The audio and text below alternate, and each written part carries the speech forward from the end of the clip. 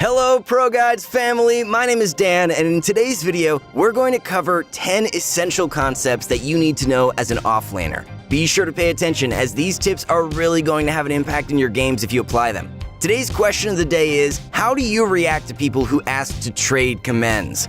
I'm all for it if you commend me first, otherwise I won't trust you. Right off the bat for number one, we have manipulating where the first wave meets. This is at number one because it comes first chronologically in game. If nobody on either team blocks waves, the offlane creeps will meet the safe lane creeps right around the bend, close to the enemy tier 1 tower. If you're a mid player, you're very used to blocking creep waves, so should we be blocking creeps in our offlane too?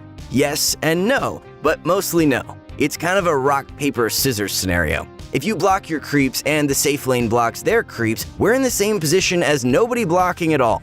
If we block and safe lane doesn't, we get a small advantage in lane position. If safe lane blocks and you don't, the wave ends up under their tower, which is good. We want that. It's tricky to last hit under tower, although not that tricky if you watched our previous video.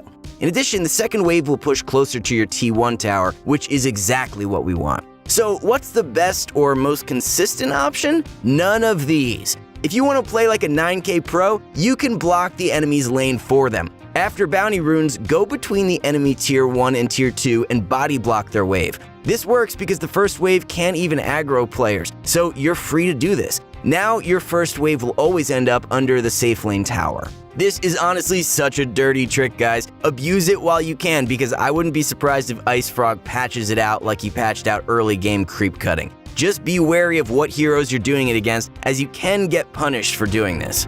Up next is knowing your role. But Dan, what do you mean? I'm an offlaner. That's my role. That's why I clicked on this video. Well, yeah, you are, but the thing about offlane is you're usually the flexible hero who has to fill in the gaps for the rest of your draft. Historically, your role in most matches was that of the aura jockey, a tanky hero who built all these overpowered teamfight items. Things have changed, and you're no longer obligated to buy the same old boring items every game like Greaves, Pipe, Crimson, Vlad's, and maybe a Force Staff if you were feeling extra spicy. Looking at pro matches right now, you won't see as many team items on offlaners, which is really saying something if these organized professional teams aren't always building aura items. Nature's Prophet is so popular right now, and most of his builds are focused on DPS. Ask yourself, what does my team need? You're supposed to be that reliable backbone. If you're a tank and you have 2 glass cannons between mid and carry already, let's go for an old-fashioned aura jockey build. Does your draft have serious issues locking down the enemy?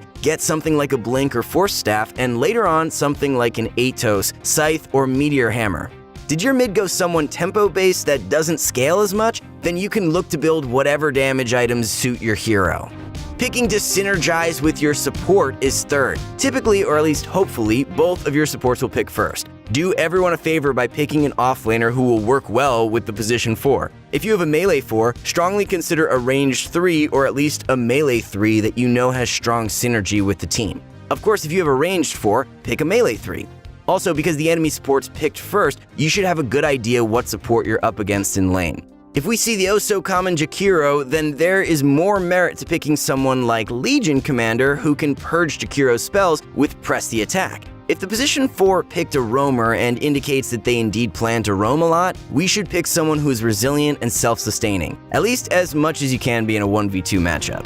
And number 4 is knowing when to go solo. Trigger warning for old school players. Way back in the day, it was the standard to be a solo offlaner against a tri-lane. People didn't even call it the offlane, they called it the suicide lane. That's how bad it was. Thankfully, those days are long gone, and the meta is primarily 2v2 lanes. But there are still some games where you'll have to or should look to go solo, against a very weak enemy lane that you don't have much kill potential on, for example. Or maybe your team wants to tri-lane because they will lose the standard 2v2, but with adding another support, the whole dynamic of the lane will be changed for the better. Some offlane picks like Sand King are so stable with a well-rounded kit of wave clear and escape that they can thrive 1v2. Or for our lower MMR friends, you probably just have a jungler and you have to go solo out of necessity. Make the best out of it, play for experience and not last hits.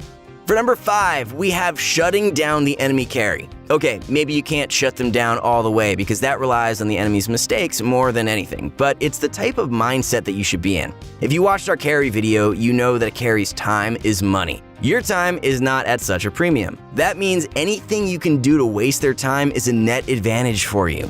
Think about it like this. Your first item might be a Vanguard. Theirs is a Battle Fury. Your item is going to help you live. Theirs will help them farm. If you can slow down the carry, even if you're slowing down yourself at the same time, that's great. The Battle Fury being slowed down is a much bigger deal than your Vanguard. For example, if you can kill the carry but end up dying to the support right after. So what? That's fine. We'll take that 1-for-1 trade. This mindset of shutting them down should manifest itself in your starting items. Lots of regen for prolonged trades. Early items like Bracer, Wand, Boots, or whatever you think you need to make the enemy carry hate this lane. Halfway there, number 6, keeping your levels up. Remember, what makes an offlaner is their reliance on levels, not farm, to be effective. So if you're in a hard lane and can't get that many last hits, you'll at least be getting XP, which is great for you. XP range is 1500 units. You can hold Alt over the level circle on your hero portrait to see what that range looks like. Always try to play within that circle. Denies are nowhere near as painful for you as they used to be. You still get half XP from a denied creep, but you must still be in range. XP is king, even more so than your life. An offlaner who is level 5 with 0 deaths is probably going to do less than an offlaner with level 7 and 2 deaths. Don't fear death, fear being out of XP range. For number 7, we have taking over the dead lane. In most games, there will be one lane at some point that you just have no vision over. The enemy cleared out the towers in that lane, so you have no TP access points. It's scary to go there. This is the dead lane. We can either give up the dead lane and only come back there to defend threats to high ground, or we can sit one hero, usually you, to soak up all that valuable farm. Why you? Well, your mid and carry are known as the position 1 and 2 because they have higher farm priority than you. They want the safer places to farm for themselves. A lot of position 3 heroes are perfectly suited for this task anyway. Underlord, Pangolier, Nature's Prophet, and Centaur are some examples of heroes who are more than capable of doing this job with their wave clear, mobility, or tankiness. Just make sure that you aren't spending all your time there. Your goal is to push it out because it's dangerous. You should be willing to take that risk, but look to join the team afterwards. Coming in hot at number 8 is controlling the enemy pull. The small camp in the safe lane is why this lane is considered safe, as it's pretty easy to get pulls off from there. If the enemy has a smart support who you allow to freely stack and pull, don't be surprised when the carry is level 6 and you're 4. The old school method you might default to if you've been playing for a while is simply placing a ward in the spawn box, which you can see highlighted yellow by holding Alt, so that the jungle camp does not spawn. Pros don't always do this. Nowadays, it's just too easy to deward it, and players have gotten more aware of it. Even a low-ranked support might catch on right away and deward it.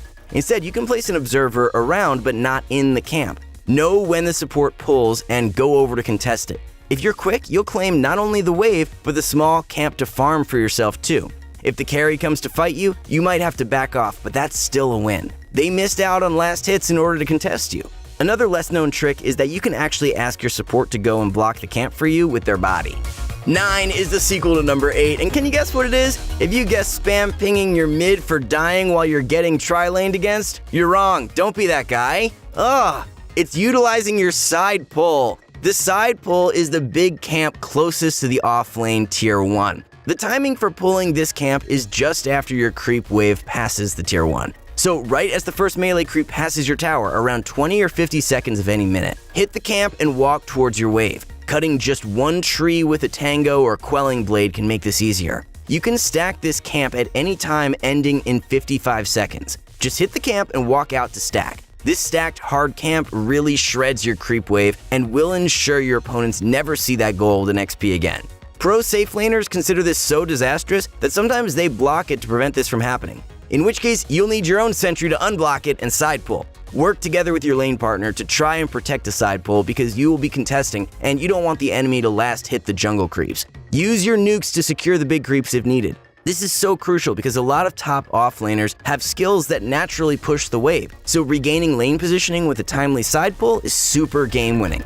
Finally, we have number 10, dealing with a push. If you've had a hard lane and the enemy carry has tower damage, they will probably try to take your tower. we have quite a few options to deal with a push depending on how early it is happening. If it's very early on and there's no siege creep, just take the creep aggro and drag it away from the tower. If you had to retreat jungle and the enemy thinks that means they can push your tower, show them they are mistaken and come back to lane. If it's a little bit later, like 10 minutes, and they're knocking out your door with a siege creep, decide what your plan of action is and ask for help if needed. A timely TP from your mid in the fog of war often results in a successful defense.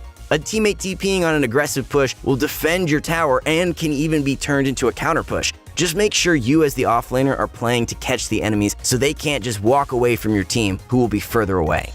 And with that, we conclude our list of best tips for offlaners. We really hope you learned something new from this one, guys. Be sure to drop a like, comment, and subscribe to be notified of our next uploads. Thank you so much for watching, everyone. Have a good rest of your day.